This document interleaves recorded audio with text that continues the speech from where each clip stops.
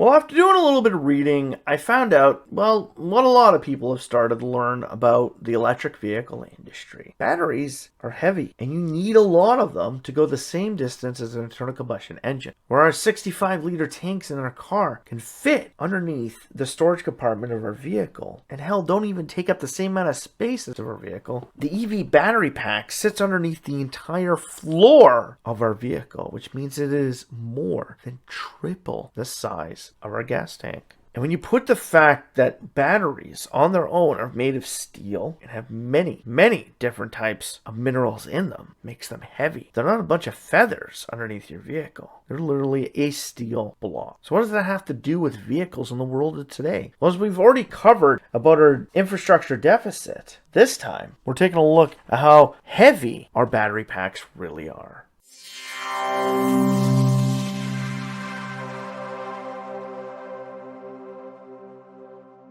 Welcome back to the AutoLooks podcast. I'm your host, as always, the doctor to the automotive industry, Mr. Everett J, coming to you from our main host website at AutoLooks.net. If you haven't been there, stop by, check it out, check out some of the reviews, some of the ratings, and then stop by and check out some of our corporate links websites and past podcasts, all on the AutoLooks.net website. The AutoLooks podcast has been brought to you by Ecom Entertainment Group and distributed by Podbeam.com. If you'd like to get in touch with the AutoLooks podcast, please do so at email@autolooks.net.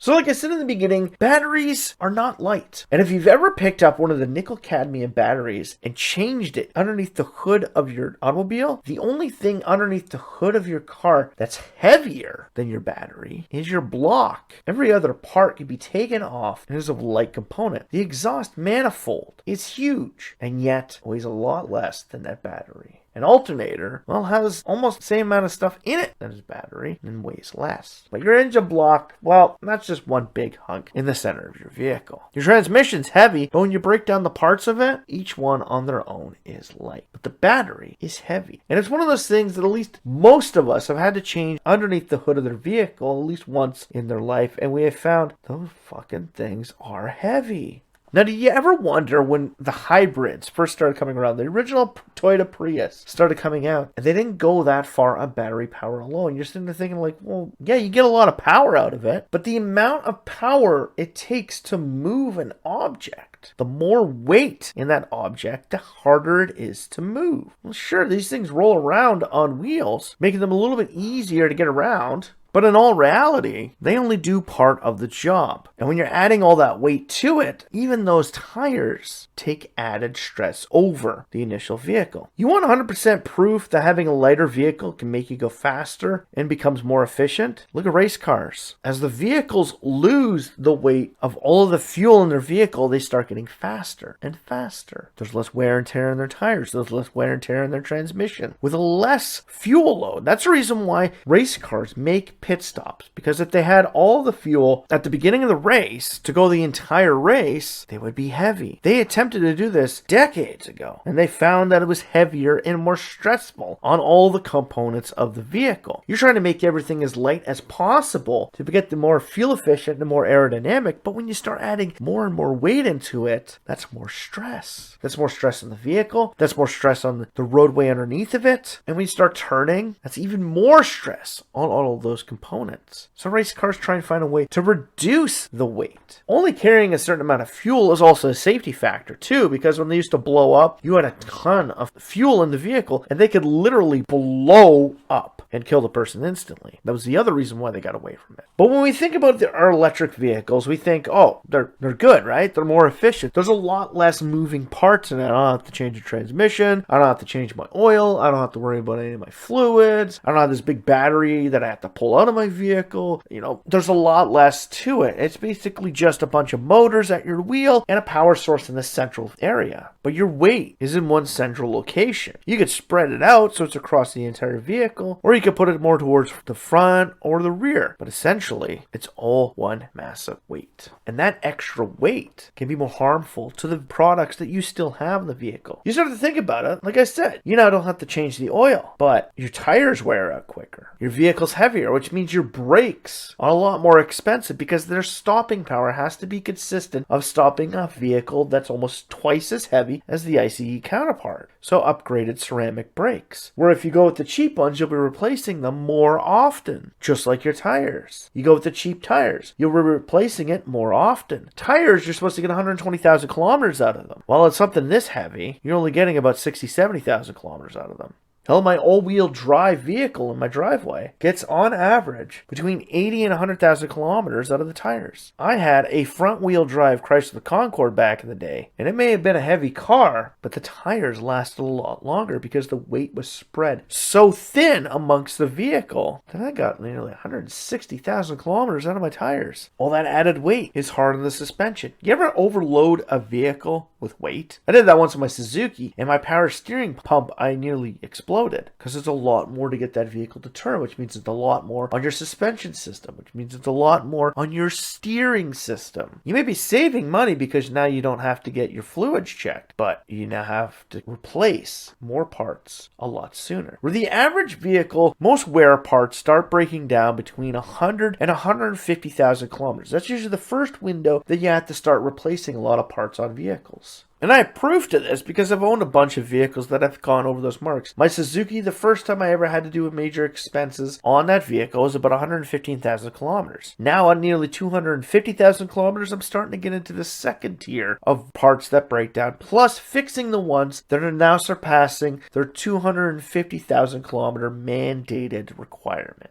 Yes, vehicles have mandated requirements for most standard expensive parts to last. Tires, brakes, suspensions, and parts of the steering components are parts that can wear down a lot quicker. These have a wear consistency of 100 to 150,000 kilometers, where your drive shaft, your exhaust, your manifold, your intake, your alternators, your starters are built to last on average 250,000 kilometers. But now with added weight onto these vehicles, these standard wear parts are wearing down quicker. And with it, they're wearing down what they're driving on quicker. You might think that it's power on demand. So the power that is created in the confines of the pistons of your internal combustion engine far exceeds the power that it will eventually touch the ground, because you lose so much power going from your engine to the road. Whereas an electric car, it is direct. The power source goes to the motors, which are attached to the wheels. They don't go through much else. Their loss is a lot less. Well, that's great because I got tons of power, which means I can accelerate super fast compared to you. But then again, how quickly are your parts breaking down? Yes, we already have power systems in electric Formula E cars that prove to us that you can have battery packs that last a certain amount of time. But even those vehicles weigh more than their Formula One counterparts, even when fully loaded with fuel. Their components have to be made stiffer. The airflow in and around all the battery pack and suspension components is different than that of the Formula One car. This added weight is destroying these vehicles.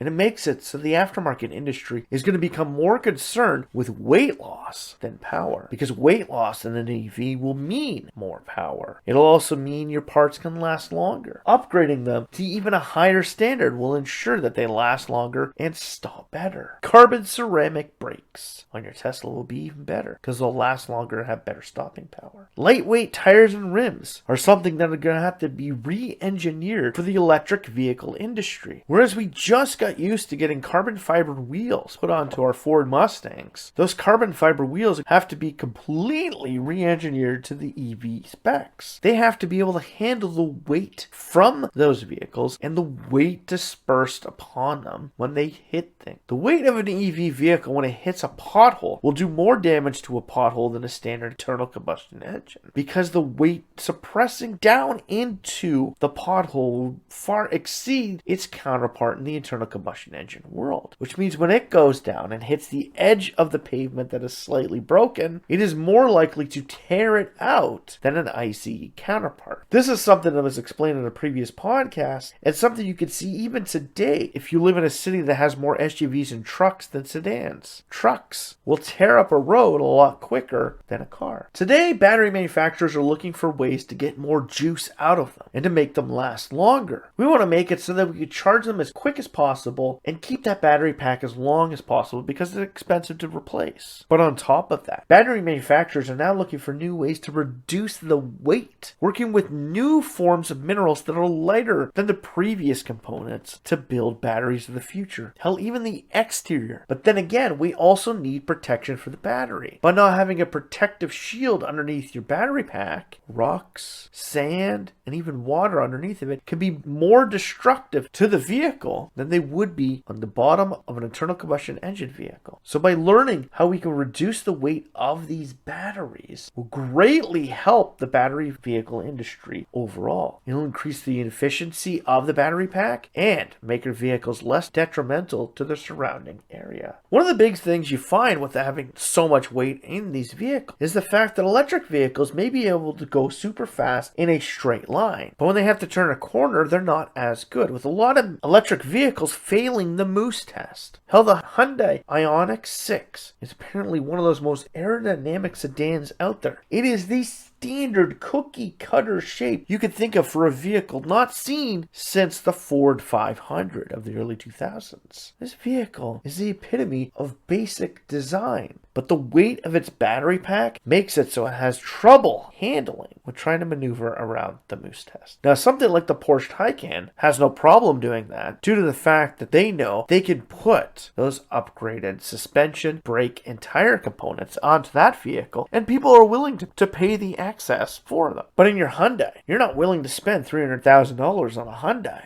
No, you want it actually less than $60,000. You want to make it so you can sell at that point. And by doing that, you have to reduce on some of those wear components. And by reducing on those wear components, you make the vehicle less nimble. EVs are in a sense the same as the muscle car era of the 1960s and 70s. Everybody can put as much power they wanted to those vehicles. But if the road turned at the end of it, there were a lot of them that went out into stray fields. And the sole reason why? You just couldn't stop them. They were big. They were heavy, but they were not nimble. Sure, they raced in the SEC Sports Car and Trans Am series, which showcased that yes, you can make them go racing and turn corners. But unfortunately, those ones were completely gutted from any excess of weight. They were lowered to the ground, and their suspension, braking, and even tire components were completely upgraded to maintain their maneuverability on track. Something which the electronic vehicle industry isn't looking at for standardized vehicles for us. So really, in the end, what am I trying to say? Is that your Mercedes S-Class is more nimble than your Lucid Air. Sure, Lucid may have the Air Sapphire and Tesla may have the Plaid editions, which have proven that they can break track records at the Nürburgring. That's only because when they hit the straightaways, they can go faster than the other vehicles. But those other vehicles, if they catch up to them, they can pass them on any corner because the EVs just aren't as nimble around the corners. And the weight distribution of EVs can't be distributed in different ways. Drifting in the future, you may seem to think, oh yeah, most EVs are a rear-wheel drive complex vehicle, but to set your vehicle with mid-engine, front engine, or rear engine is not something. The engine capacity of the EV vehicles is directly at the tires. So it's not like a Mazda RX-8 where you can move the weight distribution of the vehicle to set it up for racing, drifting, or street. By moving the power system in the vehicle from either front to rear, you can move it in front of the front wheels or behind the front wheels, or even sit it on top of the front wheels, all in a different setup for different setups of racing. This is great, but what does this have to do with weight distribution? Well, as everybody knows in the racing world, weight distribution is what comes down to creating those perfect times. Setting your engine out in a perfect setup makes your vehicle more able to handle the track it's on. Like I said, street, drift, track. Hell, there's even off-road. And the placement of your battery can differentiate every single type of racing vehicle. In today's world, you could put a Tesla Model S in the British touring car circuit, and it may seem like it's faster than everybody else's vehicle. It could win races, but unfortunately, the battery can overheat quicker than an internal combustion engine, and two, when it hits the corners, it has trouble. Why do you think the first Model S that they ever shot up Pikes Peak went off the road? The driver was not used to the amount of excess weight on the vehicle. He was trying to drive it like a standard sedan with lots of power in it, a rear-wheel drive sedan. He was trying to drive it balls deep like he would a Kia Stinger. But unfortunately, the weight distribution and the excess of weight in an electric vehicle makes it unpredictable compared to the standard racing vehicles we have with the internal combustion engine industry. All this excess of weight is giving us a new look at life. It's showing us that we need to learn how to drive these vehicles all over again because they are set up in a completely different way that we haven't seen in a long time. Weight distribution never used to be a bit major thing at the turn of the century when the automobile industry really took off. We didn't care about weight, we just cared about how far we can go on a tank of gas and is the vehicle going to last. Today it's all about aerodynamics and weight. How efficient can you make your vehicle? Well, EVs seem to be getting it down with the efficiency, which most of the EVs have amazing coefficient of drag for their aerodynamic system. They are super slippery, even compared to some of their internal combustion engine counterparts. But they can do that, considering the fact they need a lot less air intakes on the front and rear of the vehicle. They don't need all these exhaust ports to cool something off. They just need to direct cold air towards the battery, and that's it. Or hell, even have a cooling system to keep that battery cool. But if the battery weighs so much, it just means it'll be a little bit harder to get it to be usable. An internal combustion engine, if you ever look underneath the hood of a standard ICE car, all the way up until the early 90s, you literally look in an engine bay and see the ground. There was so little in it. Now, the steel we used back then was a lot heavier than the steel we use today, which means the cars weighed a lot. And as we decrease the weight of our vehicles, we, one, increase the efficiency of our roadways and infrastructure because we weren't destroying it as quick, and two, increase the efficiency of the vehicle. We made them more efficient. We made it so we can go further on a tank of gas. The EV industry is exploding today, and even though it doesn't pay for the infrastructure it utilizes and destroys at a faster rate than its ICE counterparts, there's still a long road ahead of us to make these things even more efficient than they are today. Toyota keeps talking to us about the fact that their new battery system that's going to be coming out within the next 6 years is going to be more efficient than any battery that exists today. Well, naturally, it's a futuristic one. It's going to be more efficient. But how are they doing it? Are they making it more condensed? Or has Toyota just found a way to reduce the weight of its batteries by making them more dense? You can still have a battery pack of the entire underbody of the vehicle, similar to that of a body-on frame, but you need to distribute the weight better, and you need to bring down the weight. Today, the EVs are the vehicle that has to pay for that extra seat on a plane because they're just a little overweight for the plane. And like we stated, with ferry services and transportation services alike, EVs are getting a bum rap because they weigh more than their ICE counterparts, which means less of them can move in certain situations compared to the counterparts. So until the batteries start coming down in weight, the destruction of their parts around them will continue to increase. So when you tell me that your vehicle is more efficient for the road and costs less to operate overall, well, that's just because you're not looking at the overall factor. My reduction in standard maintenance has been decreased by this much, but my cost for purchasing new parts has increased by this much. And at the end of so many years, I have to replace that battery pack. Where in my standard ICE, that engine and transmission that went in can be in there forever. Whereas we found vehicles that are over 100 years old, and we could still get them to turn over. Meanwhile, a bunch of Tesla Roadsters found in a shipping container in China have to have brand new batteries installed because they have been dead for so long they can't rejuvenate them. And hell, why would you? Those ones are super heavy. And by putting in more efficient and lighter battery packs from today, those Roadsters can be even more fun to drive than they once were. Bringing down the weight will greatly decrease the cost of ownership of EV. It'll help our roadways survive longer, and it'll make our EVs more efficient. So, for the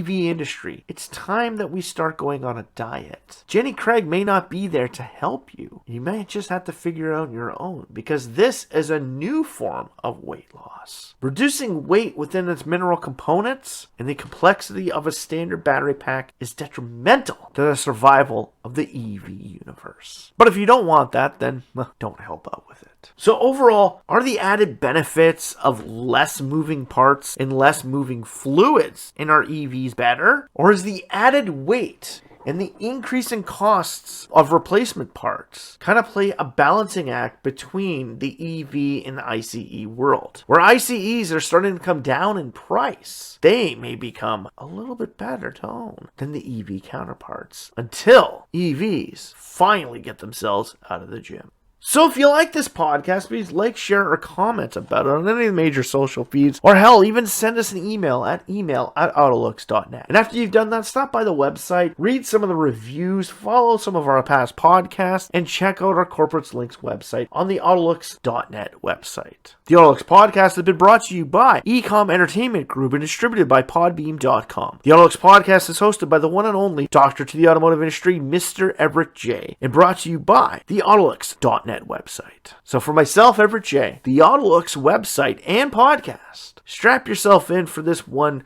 overweight ride that the EV industry is taking us on.